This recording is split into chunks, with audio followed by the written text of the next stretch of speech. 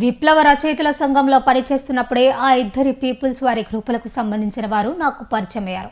ఆ సందర్భంగా చిట్వేల్లో జరిగిన ఎన్కౌంటర్లో చనిపోయిన వారి డెడ్ బాడీల కోసం నేను వెళ్ళాను. అప్పుడు పోలీసుల దగ్గర కాస్త కటువుగా మాట్లాడాల్సి వచ్చింది. ధర్నా చేయాల్సిన పరిస్థితి ఏర్పడింది. ఆ సందర్భంగా నెల్లూరు పోలీసులు నన్ను అరెస్ట్ చేశారు. కొంతకాలం జైల్లో ఉంచారని అంబేద్కర్ ధర్మ పోరాట సమితి వ్యవస్థాపక అధ్యక్షులు రామచంద్రరావు అభిప్రాయపడ్డారు. అప్పట్లో నేను దేనికైనా సిద్ధపడి ఉన్నాను. పీపుల్స్ వారు గ్రూప్లో పనిచేస్తూ చనిపోయిన వారి కోసం కూడా పనిచేశారు. కృష్ణప్రసాద్ సారు 93లో ఉన్నాడు.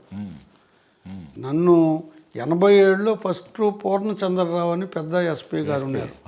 ఇద్దరు పూర్ణచంద్రరావులు చేశారు. పెద్ద పూర్ణచంద్రరావు, చిన్న పూర్ణచంద్రరావు. ఇప్పుడు ఈ చిన్న పూర్ణచంద్రరావు గారు ఇప్పుడు ఉన్నాడు, ఆయన లేడు.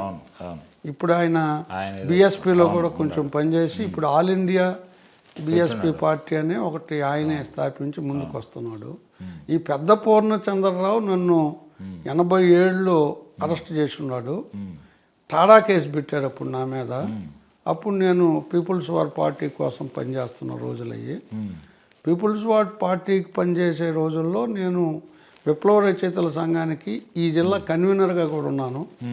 1982, 88 మధ్య నేను ఇక్కడ కన్వీనరు. నా తర్వాత జి లక్ష్మీనారాయణ, లక్ష్మీ నరసయ్య ఆయన కన్వీనర్కి వచ్చాడు. సరే, టాడా కేసు పెట్టి లోపలికి పంపించింది ఒక ఎత్తు అయితే, ఈ 93లో కృష్ణప్రసాద్ సార్ ఉన్నప్పుడు ఒక నలుగురు వ్యక్తులు కుర్రాళ్ళు నాకు తెలిసిన వాళ్ళు రాజంపేట దగ్గర చిట్వేలు ఆ మండలంలో పల్లి పేరు నేను సరిగ్గా గుర్తులేదు, ఇప్పుడు మర్చిపోయాను. అక్కడ ఎన్కౌంటర్ అయ్యారు ఒక నలుగురు. నాకు తెలిసిన వాళ్ళు ఒక ఇద్దరు ఉన్నారు. ఆ డెడ్ బాడీల కోసం పోయాము. డెడ్ బాడీలు వాళ్ళు మాకు అప్పచెప్పలేదు. అప్పచెప్పనప్పుడు మేము ఆడ గొడవ చేస్తే అప్పుడు ఆ పోలీసు లేదు ఈ పోలీసులకు చెప్తే అప్పుడు నన్ను ఏపీ సెక్యూరిటీ యాక్ట్ కింద అరెస్ట్ చేశారు కృష్ణప్రసాద్ సారు.